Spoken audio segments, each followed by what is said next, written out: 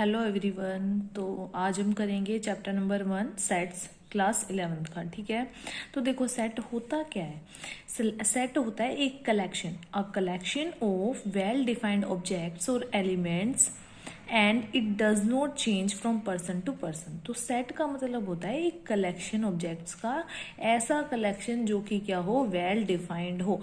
अब well defined का मतलब क्या है, देखो वेल डिफाइंड का मतलब होता है उसे, अगर उस कलेक्शन को अगर आप किसी से भी पूछे तो सबका आंसर सेम रहे। जैसे कि देखो फॉर एग्जांपल मैं आपसे कहूँ कि मंथ्स नेम का एक सेट, तो आप बोलोगे मंथ्स नेम आपको पता है जनवरी फरवरी मार्च, इस टाइप से आप दिसंबर तक लिख दोगे। ऐसे ही मैं किसी और से पूछूं तो वो भी यही बोलेगा।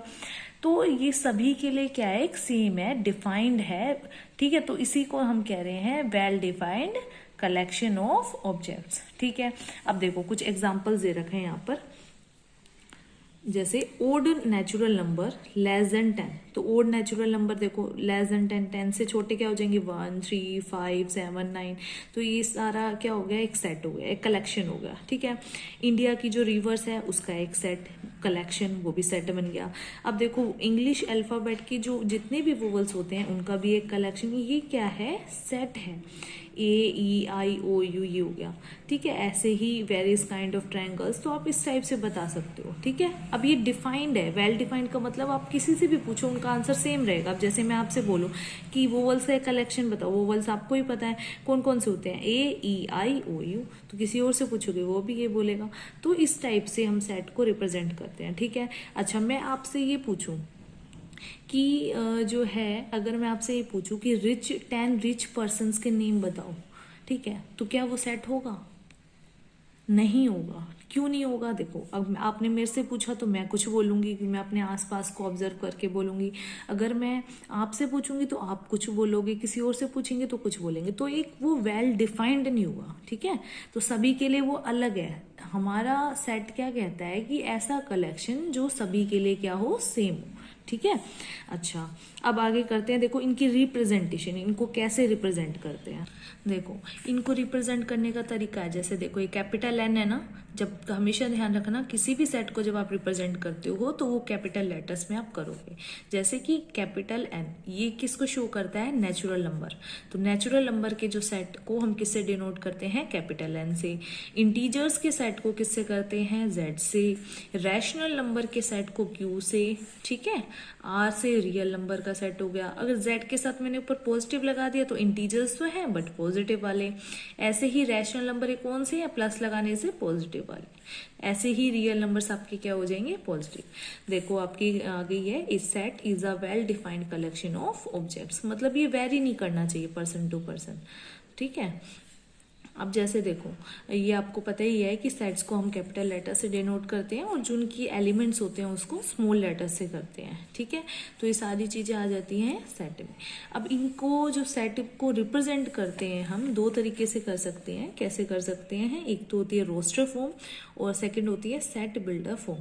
तो रोस्टर फॉर्म तो बेसिकली यही है, जब हम उनकी सेट के जो एलिमेंट्स हैं उनके बीच में कोमा लगा दें और स्टार्टिंग में और एंड में क्या लगा दें, ब्रेसेस लगा दें, तो आपकी वो क्या बन जाएगी, रोस्टर फॉर्म। जैसे देखो फॉर एग्जांपल 2 4 6, ये क्या है, set of all even positive integer. देखो इवन पॉजिटिव इंटीजर हो और 7 से छोटा हो, इवन। ठीक है, इवन नंबर्स कौन से होते हैं, पॉजिटिव वाले। अगर मैं 1 to 6 की बात करूं, क्योंकि 7 से छोटे, तो 2 4 एंड 6, तो ये क्या बन गया, एक सेट बन गया। और कैसी फॉर्म है ये, रोस्टर फॉर्म। अगर इसी को सेट बिल्डर फॉर्म में लिखें तो हम कैसे लिख सकते हैं, एक आप ब्रैकेट इस टाइप से आप एक क्या लगाओगे, ब्रैकेट लगाओगे, ब्रेसेस लगाओगे, x such that x is आ, ठीक है, इवन पॉजिटिव, यहाँ डाल देना पॉजिटिव। ठीक है, इंटीजर लेस देन क्या लगा दोगे, 7। तो इस टाइप से लिख देना और ये ब्रेसेस ब्रैकेट ऐसे लगा देना। तो ये आपका क्या बन जाएगा, सेट बिल्डर फॉर्म। ये आगे भी हम करेंगे। ठीक है, तो ये आपका हो गया। अब देखो नेक्स्ट में जैसे सेट बिल्डर फॉर्म का एक एग्जांपल है, ये देखो यहाँ पर जैसे वोवल्स का दे रखा है ना, देखो AEIOU, ये आपका किसका एग्जांपल है, ये आपका है रोस्टर फॉर्म में। अगर मैं इसी को ही सेट बिल्डर फॉर्म में लिखूँ तो मैं क्या लिखूंगी, देखो वी को मतलब वोवल का सेट है इक्वल्स टू ब्रेसेस लगा दिया एक्स, ये जो दो डॉट है वो बता रहे हैं सच डैट, इसका मतलब क्या है सच डैट, तो x such that x is a vowel in English alphabet, English alphabet में जो एक्स क्या है ये वोवल का सेट, तो वोवल आपको पता है क्या होती है AEIOU। तो ये हो गया आपकी सेट बिल्डर फॉर्म और ये हो गया आपकी रोस्टर फॉर्म। तो इस तरीके से हम करेंगे। मैं एक्सरसाइज का फर्स्ट क्वेश्चन ले रही हूँ सेट को ही अच्छे से क्लियर करने के लिए। देखो एक्सरसाइज 1.1, आपको बस जस्टिफाई आंसर को जस्टिफाई करना और आपको बताना है कि कौन सा सेट है कौन सा नहीं है।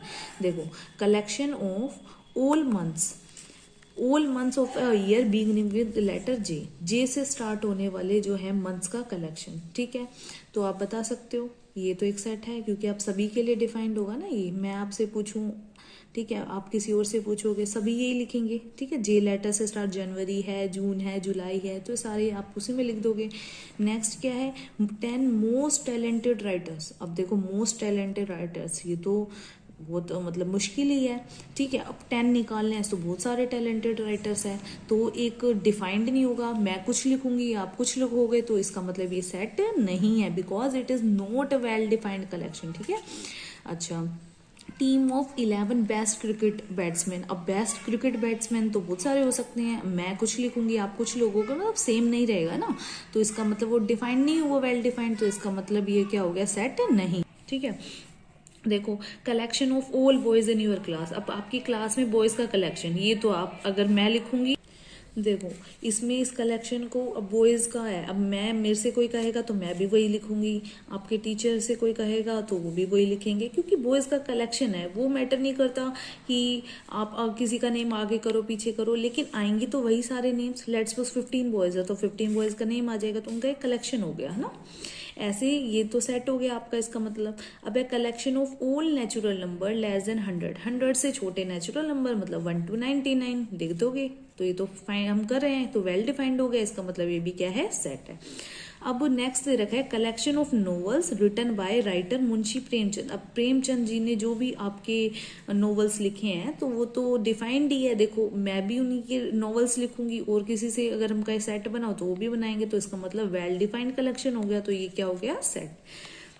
Collection of all even integers, तो ऑल इवन इंटीजर्स सभी को पता है 2 4 6 8, ठीक है। इंटीजर्स है -2 तो ये प्लस माइनस के सभी हो जाएंगे, तो ये भी एक कलेक्शन हो गया, ठीक है। कैसा हो गया वेल डिफाइंड।